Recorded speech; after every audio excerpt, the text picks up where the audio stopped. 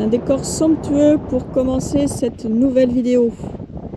Bienvenue sur cette chaîne, bienvenue dans cette vidéo. Aujourd'hui on quitte la Bolivie, un petit peu plus tôt que prévu, je t'explique tout ça un petit peu plus tard dans la vidéo.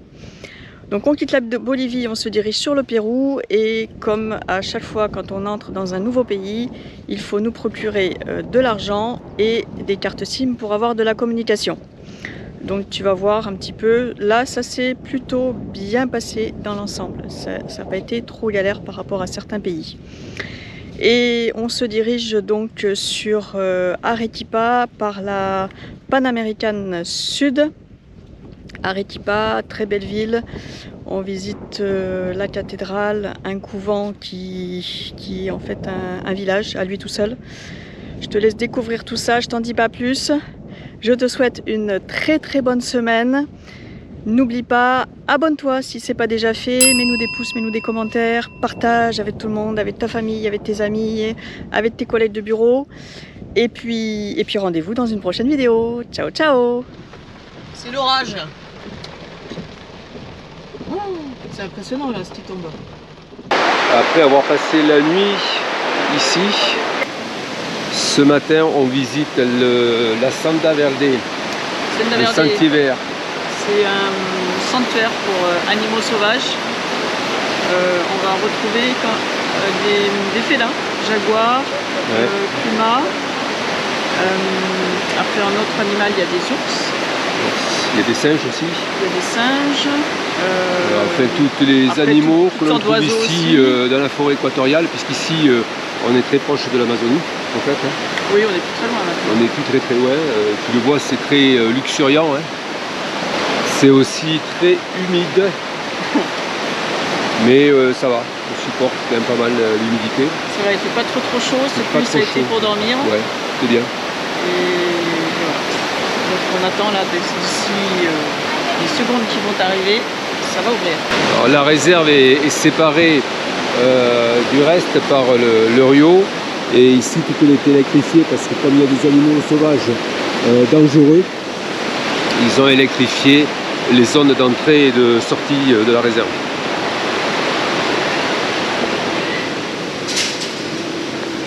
Ah, okay. T'es beau toi, hein? C'est bon que tu fais le mec là. Qu'est-ce que tu manges? De la banane? C'est bon la banane. La banana, es bueno, ¿eh? Comen bastante banana. ¿De qué se alimenta un bonito? ¿Qué me responderían ustedes? Un bonche. Un monte. Frutos. ¿Cómo? Frutos. Ah, Bananas. Bananas, sí. sí. No. No. No. Quizás sí en los monos arañas, que eran los negros. Ils mangent des araignées. Y afuera pueden notar que está húmeda acá atrás. Sí. Mojado. Sí. Okay. Esto se debe a que ya no tiene la colita. Ah, parce qu'elle n'a pas de certitude en fait. Elle a plus, Esta es un área que nosotros en Senda Verde consideramos bastante sensible, les comento por qué. Alors, j'interromps la vidéo, je voulais te donner quelques renseignements complémentaires. Alors, la guide nous explique que tous les bébés singes qui sont là, ils ont tous subi un traumatisme. Et en règle générale, tous les animaux sauvages qui sont là ne sont pas là par hasard. Elle nous explique que les singes, souvent la maman est tuée pour pouvoir récupérer le bébé, pour pouvoir le vendre après comme animal domestique. Il y a un très gros trafic d'animaux sauvages ici en Bolivie pour en faire des animaux domestiques. Donc c'est illégal en Bolivie et comme dans beaucoup de pays d'ailleurs. Il ne faut surtout pas détenir d'animaux sauvages chez soi, c'est interdit par la loi.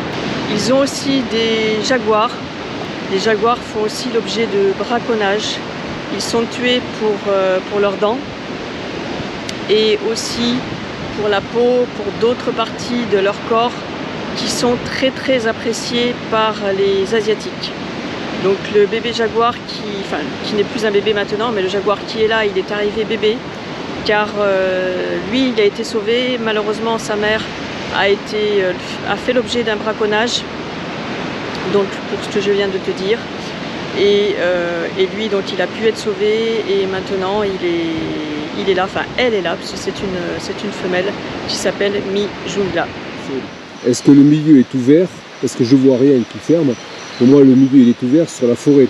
Donc, il ne maîtrise absolument pas les déplacements des animaux ici. El santuario está abierto para los monos. No para todos. Ah, Là, pero abierto. acá es abierto. Y Exacto. pueden ir en la naturaleza Sí. más lejos que acá. Sí, los monkey arañas, sí. Los Sí. monkey ardillas también. Ah, Y los monkey capuchinos también. C'est ouvert, pour eux c'est ouvert. y no puede controlar. Ellos vuelven. Ah, y revienen. Siempre vuelven por la comida. para comer. Exactamente. Entonces, Sí. siempre van a volver. No así los monkey aulladores. Ellos no. Les aulladores no. Son muy territoriales. Ils sont plus territoriaux. Ok, Entonces, debido a eso, ellos tienen que estar en galerías. Los Ah, aulladores. et ils sont dans les cages. d'accord. Al fondo es la mamá mono o mamá sustituta. Mamá Ah. monkey. Le volontaire qui est là-bas, en fait, c'est la maman de substitution. Ah ouais. Ella los cuida, es como con los bebés, ¿verdad? No los vamos a tocar, ¿está bien? Non, non, Acá. Mais attends, je prends une photo. Hmm. Ellos, por ejemplo, van a notar, miren, en los dedos de arriba solo tienen 4. Ah, si. Et Solo il a que 4. 4. Y no así los pulgares. Non, resté. No, exactamente.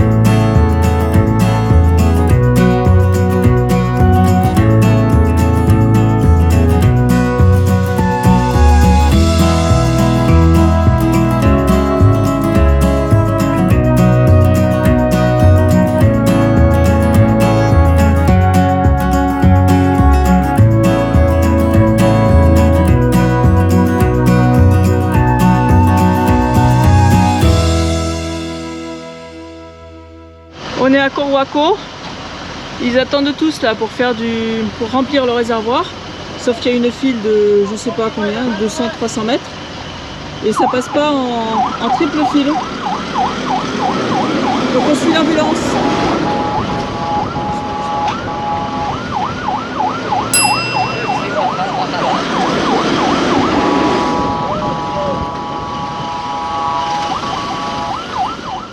L'ambulance, ça va être le Giro qui essaie de faire garer tout le monde. Parce que la station essence, elle n'est pas encore là. Hein. Non.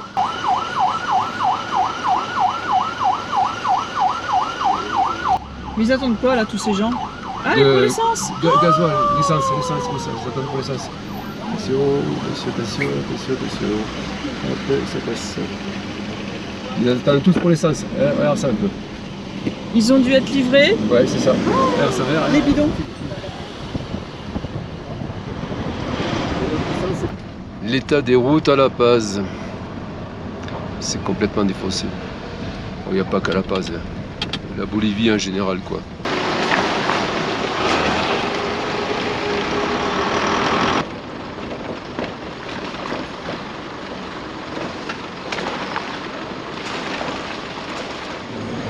Será que tu se tapeche y comincia a suceder.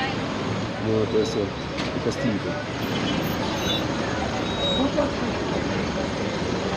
On est là-bas. C'est l'un du temps.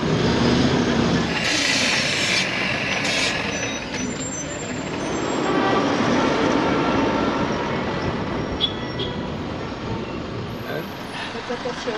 Ciao. Ouais. Ok. Ciao, ciao. Ciao. Au revoir. Au revoir.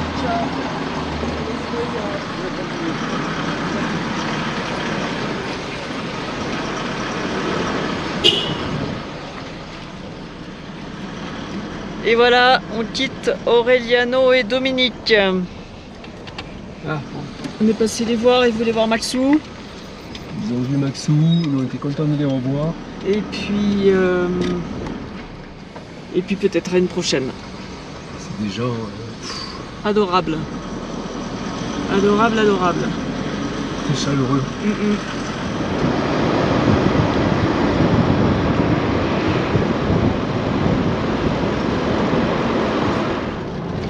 On passe en bordure du lac Titicaca après avoir essuyé un bel orage.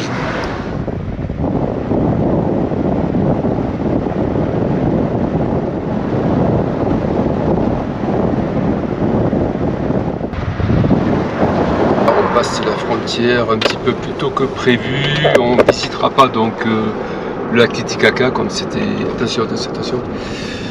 Oups, on a eu la chance. On ne visitera pas le lac Titicaca comme c'était prévu, on fera ça certainement au retour de France. Oui, vas-y. On rentre en France. Parce que oui, news, grande news, on rentre en France, nous sommes donc le 19 janvier. Alors oui, on rentre en France plus tôt que prévu cette année. D'habitude, on rentre toujours à l'occasion de l'été en France, autour du mois de juin. Pourquoi on rentre? Parce qu'on a pris une grande décision cette année. On a décidé de vendre notre maison. La location est trop dure à gérer à distance. Donc on vend la maison cette année et le locataire que l'on a actuellement nous a prévenu qu'il allait partir courant mars de la maison. Donc c'est pour ça qu'on a précipité notre retour. On profite du fait qu'il s'en aille pour mettre en vente notre maison. Voilà, tu sais tout. Donc on rentre courant mars en France. Allez, on arrive à la frontière avec le Pérou, donc Bolivie-Pérou, et là c'est une file continue de bahuts. Donc on remonte parce que les bahuts, eux, ils sont pas passés. Ça se trouve ceux-là, là, ils seront passés dans quelques jours. Pour eux c'est toujours très compliqué, hein. Je reconnais que les routiers c'est pas facile tous les jours. Pour nous c'est beaucoup plus cool parce que on remonte la file qui fait plusieurs kilomètres. Et puis on pointe le nez au guichet et normalement, on va savoir ça dans quelques minutes, normalement on sort de la Bolivie et on rentre au Pérou. On arrive au poste frontière avec la Bolivie, je suppose qu'on s'arrête là. Immigration, est-ce que c'est Immigration? Ouais, Aduana nationale. Vas-y, va là-bas, elle va te donner une indication je pense. Ça y est, on est rentré au Pérou. Et on n'a pas l'air très contente. Tu veux dire la connerie que t'as fait? Ouais, c'est pas une connerie. Ah si. On avait dit. Hein. T'en fais pas toi de conneries? On t'avait dit Bolivie, Pérou, Équateur, faut éviter les emmerdes. Alors, Et voilà. on s'est fait serrer avec les légumes et les fruits. On est en plein dedans. Donc ils ont tout ramassé. Et quand je leur ai dit c'est bon, tout est ramassé, ok, vous avez récupéré tous les fruits et légumes. Je leur ai dit attends, stop. Tu vas pas partir avec les fruits et légumes comme ça. Donc je les ai mis par terre, j'ai écrasé, j'ai tout écrasé avec le pied, j'ai tout ramassé, j'ai tout remis dans une poche, je leur ai donné. Et là, ils m'ont dit infraction. On en a pour 4500 sols, ce qui fait en euros 2250 €. Je crois qu'ils imaginaient récupérer les fruits et légumes comme on a vu après dans le bureau. Ils nous ont montré qu'ils avaient récupéré des fleurs, d'autres fruits et légumes. Ils n'étaient pas écrasés, ils étaient à un coin du bureau, prêts pour partir ce soir. Comme on leur a dit, ils récupèrent des fruits et légumes. Est-ce qu'ils les récupèrent pour donner à des associations pour les gens qui ont besoin de manger? Ben, ils nous ont dit non. Bah non, on s'en doutait un petit peu, puisque tu peux pas les rentrer. Donc voilà. À moins qu'ils les donnent les associations Bolivie, mais ça m'étonnerait. Ouais, voilà, ça m'étonnerait. Et puis ils nous ont dit que de toute façon c'était pas de la comida, c'était pas de la nourriture.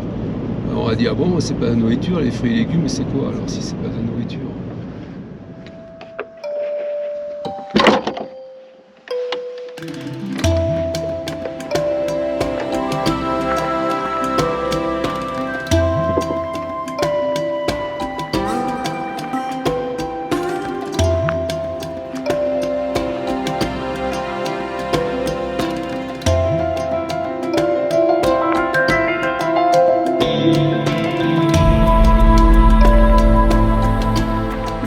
paysage que l'on découvre ce matin en se réveillant.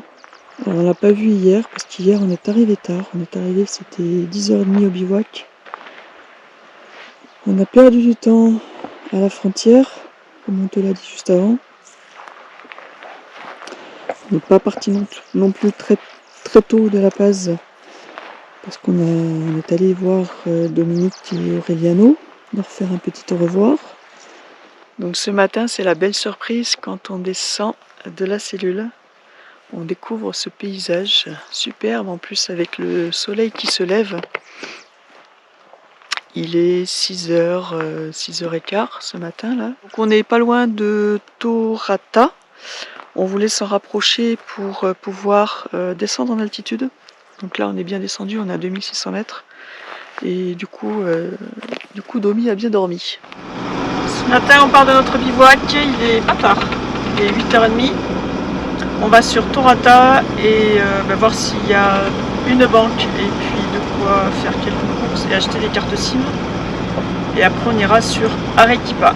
Voilà, on n'y va pas de suite parce que question carburant, on va être un peu short. C'est bien. Bon, on est à Torata et il y a une banque, mais on voit pas de. C'est petit comme village. On voit pas de DAB dehors. Donc on a demandé à une dame qui attend, a priori c'est peut-être à l'intérieur, mais bon, je sais pas trop si elle a compris. Donc il est 9h moins 5, on attend, ça ouvre à 9h. Bon, il y a bien une banque, mais on peut retirer qu'avec la carte de la banque. Donc comme c'est pas notre cas, on est obligé d'aller à la ville suivante, Moquegua, qui est beaucoup plus grande. Un petit peu de gaz quand même. Qui doit être à 40 km. Je vais regarder.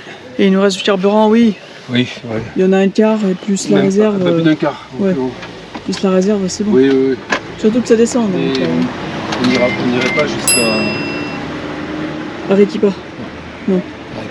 Bon, on a pu retirer de l'argent, c'est bon. Ouais, ça a été facile. Banco Union, c'était du premier coup.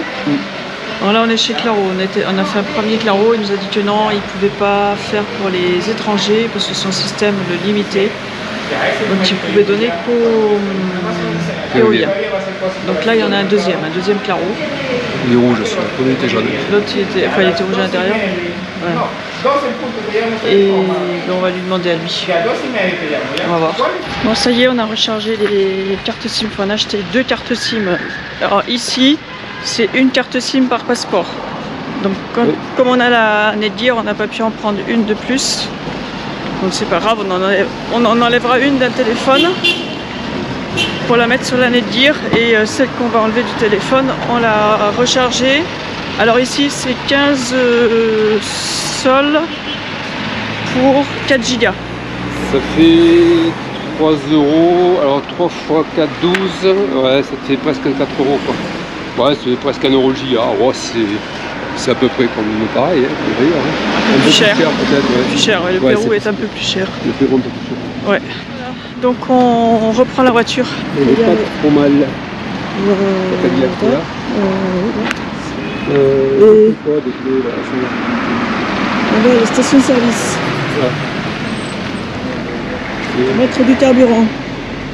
Oh putain, là, j'espère que c'est de la galette aussi.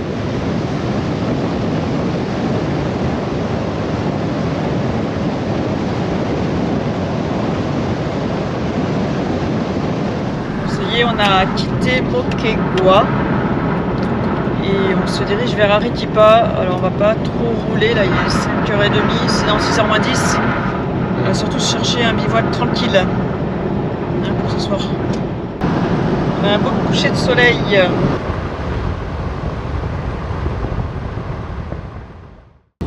On est toujours en direction d'Arequipa, on n'est pas parti très tôt ce matin. La grasse mat. De notre bivouac, Domi a fait la grasse mat.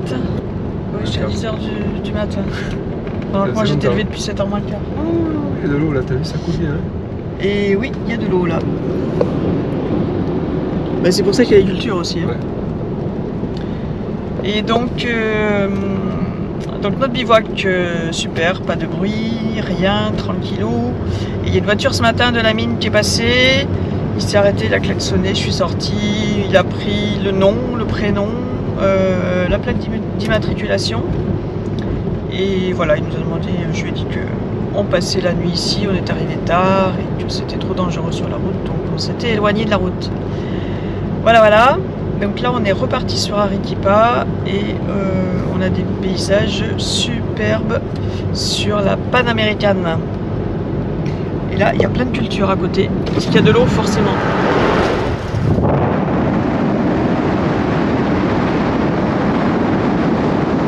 On pense que c'est des rizières.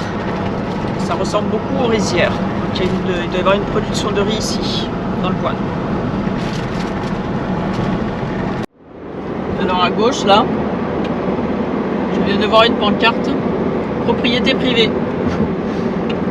C'est un peu extraordinaire. On ne sait pas à qui ça appartient, peut-être encore des mines, je sais pas. Il y avait un grand panneau propriété privée. Je sais pas si c'est ça. Voilà. Toujours sur la Panamericana. Et là on peut pas faire plus droit.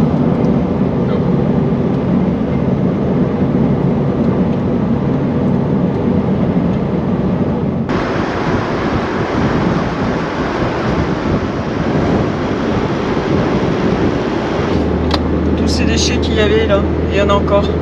Non mais c'est impressionnant. Hein. Alors qu'on a un décor de rêve.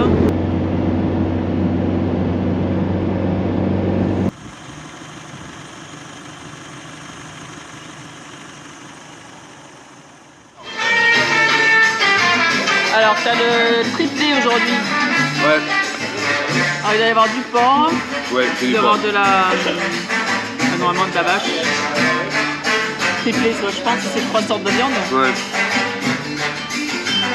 Et du mouton peut-être. Un poivron par-ci. T'en voudras? Non. Très bon. La viande.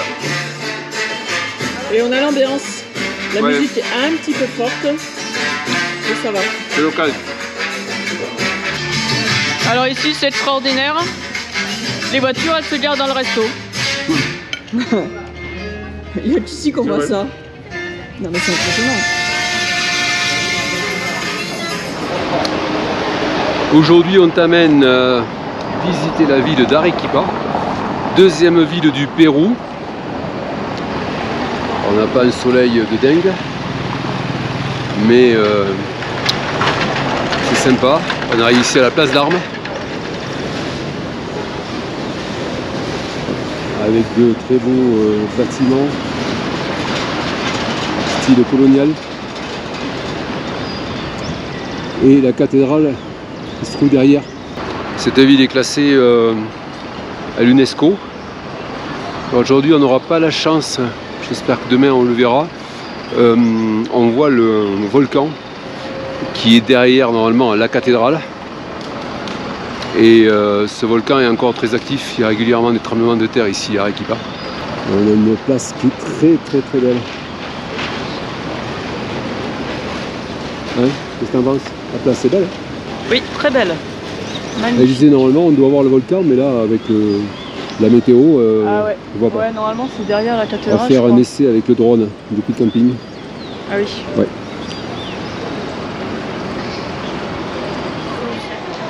Ce que je voulais aussi te présenter, c'est ça. C'est la glace fromage. C'est une spécialité Arequipa. Voilà. La cathédrale d'Arequipa fut construite en pierre volcanique, avec des voûtes en briques, et elle est le lieu de culte principal de la ville. Elle est l'une des 70 églises dans le monde autorisées à arborer le drapeau du Vatican. À l'intérieur, l'autel principal est en marbre de Carrare.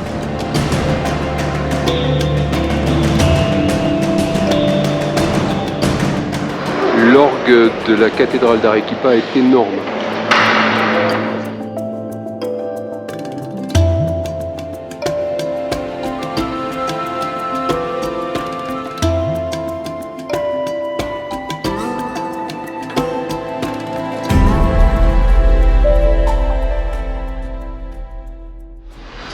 On prend le collectivo Il fait l'annonce.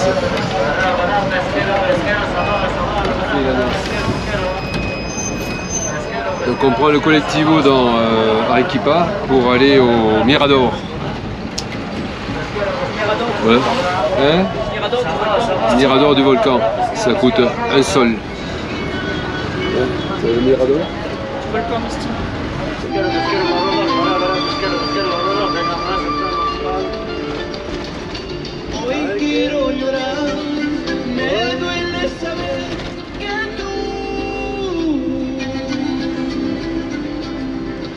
Voilà.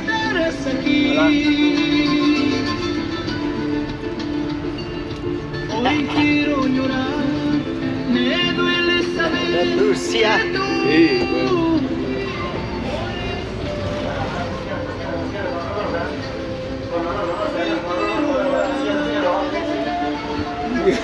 Alors là, on a un point de vue sur les 3 volcans. Le Chachani, c'est ça? À gauche, là-bas. À gauche, le Chachani, qui est à 6075 mètres. Ce sont des volcans actifs ici au Pérou. Hein. Ici en face, on a le Misti, qui est 5822. Et à côté... Et le Pichu Pichu, on le voit pas. Et le Pichu Pichu, on ne le voit pas. Qui est à 5000 et quelques aussi. 5571. 5571. Alors, tout ça, c'est des volcans actifs. On voit les neiges éternelles là, sur le premier, là, 6000 et quelques. C'est une zone sismique importante ici au Pérou. Ils ont, on va dire, assez régulièrement des tremblements de terre ici sur Arequipa. C'est lié à l'activité sismique de cette chaîne de volcans qui est très haute.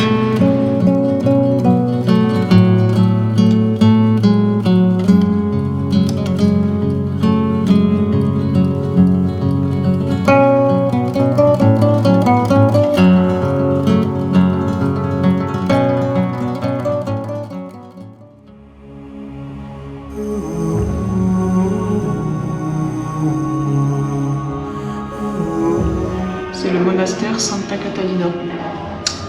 Que l'on va te faire découvrir. Alors on a les premiers maisons, les parloirs. Les parloirs, c'est là. Alors, c'était leur seul moyen d'échange avec l'extérieur. Les parloirs, c'était? Les religieuses, oui. C'était ici leur seul moyen d'échange avec l'extérieur. Les sœurs avaient droit à 1 heure de conversation une fois par mois avec leur famille, sous l'œil attentif d'une surveillante. Depuis la visite du pape Jean-Paul II en 1985, les sœurs ont le droit de parler et de sortir.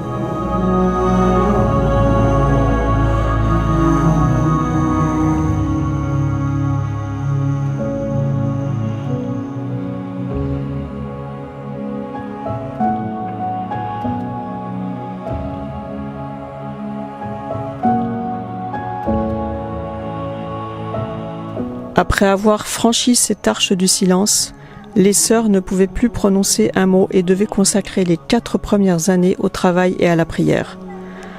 Après ces 4 années de noviciat, elles pouvaient prononcer leurs vœux ou choisir de quitter le couvent, au risque de déshonorer leur famille.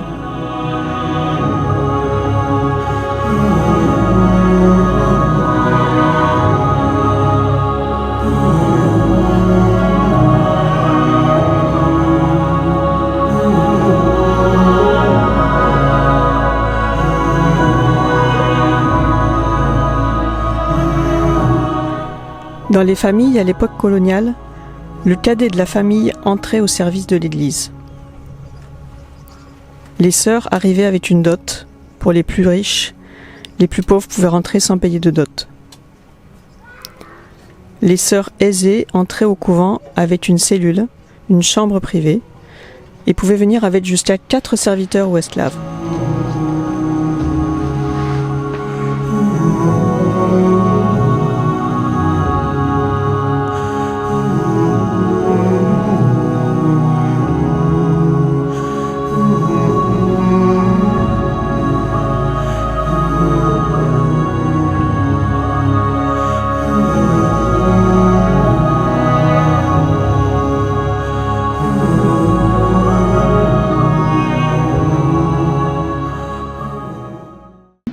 C'est une mini-ville en fait.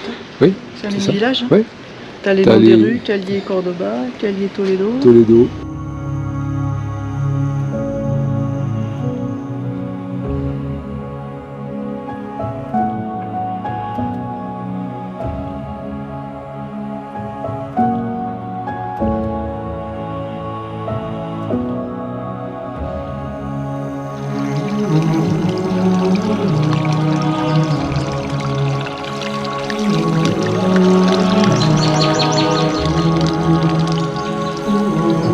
On arrive à la Cocina, cuisine.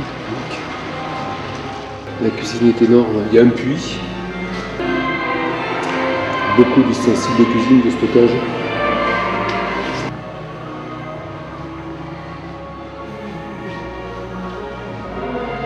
Bagnera, les bains, Bon, c'est piscine quoi. ça faisait piscine quasiment. Ouais. Elles étaient toutes ensemble quoi.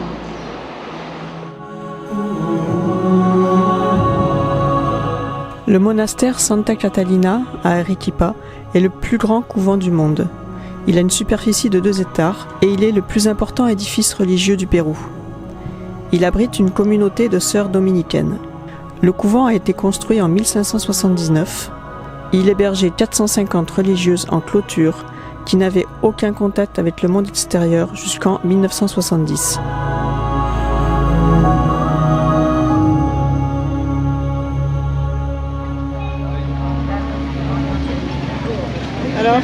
Alors ça suit, ouais, sans problème. Ouais. Quand on s'arrête pour renifler, mais... Allez, viens.